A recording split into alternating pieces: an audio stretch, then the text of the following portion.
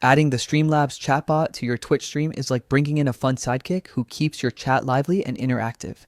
It's a great way to spice things up and boost engagement on your stream. Let's walk through how to set it up step by step.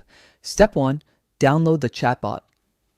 Start by opening your web browser and searching for Streamlabs Chatbot. Once the results load, click on the official Streamlabs Chatbot link. Not to be confused with CloudBot, which currently isn't functioning properly for some users. Click download.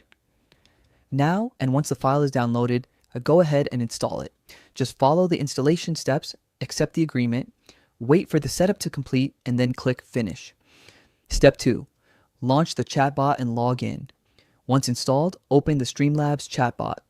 You might see a startup message, just close it for now. Next, you'll need to connect your Twitch account.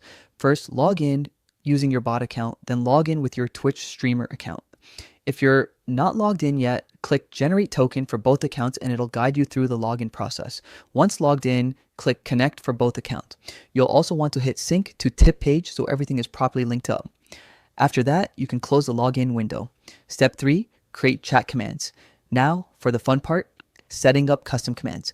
Go to the Commands tab and click Add Command.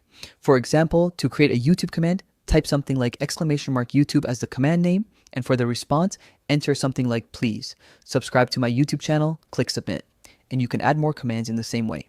To test them, go to the console tab and try typing your commands in the chat to see them in action. Step 4, display chat on stream.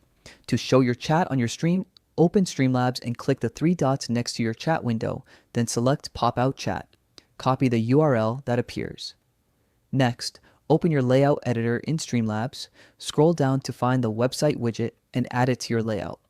Paste the chat URL you just copied, then save your changes. And there you have it. Your Streamlabs chatbot is now live and helping you interact with your viewers like a pro.